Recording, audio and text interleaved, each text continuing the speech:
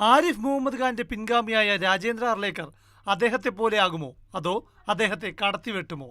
RSS രാഷ്ട്രീയ പശ്ചാത്തലമുള്ള പുതിയ governor ചുമതലയേൽക്കുമ്പോൾ രാഷ്ട്രീയ കേരളം ആകാംക്ഷയിലാണ്. സർവകലാശാല VC നിയമനങ്ങളിൽ സർക്കാരിനെ മറികടന്ന സ്വന്തം നിലയിൽ ആരിഫ് മുഹമ്മദ് ഖാൻ മുന്നോട്ടു പോകുന്ന അവസരത്തിലാണ് കേന്ദ്രം ഗവർണർ സ്ഥാനത്ത് നിന്ന് മാറ്റിയത്. രാജേന്ദ്ര അർലേക്കർ മുൻഗാമിയുടെ പാത സ്വീകരിക്കുമോ എന്നറിയാൻ ഒരു മാസം തന്നെ ധാരാളം. നിയമസഭാ സമ്മേളനം ജനുവരിയിലോ ഫെബ്രുവരിയിലോ ഉണ്ടാകും.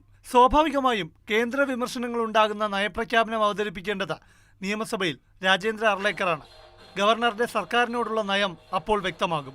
മുൻഗാമിയെപ്പോലെ ഏറ്റുമുട്ടലല്ല നയമെങ്കിൽ വലിയ രാഷ്ട്രീയ ചർച്ചകൾക്ക് വഴിയൊരുങ്ങും. അങ്ങനെയെങ്കിൽ ആരിഫ് മുഹമ്മദ് ഖാനെ കേന്ദ്ര സർക്കാർ ഇപ്പോൾ മാറ്റിയത് പിണറായി സർക്കാരിന്റെ മനസ്സറിഞ്ഞാണെന്ന പ്രതിപക്ഷ വിമർശനം സ്വാഭാവികമായും ഉയരും. CPM BJP അന്തർധാര ആരോപണവും വീണ്ടും ചർച്ചാ വിഷയമാകും.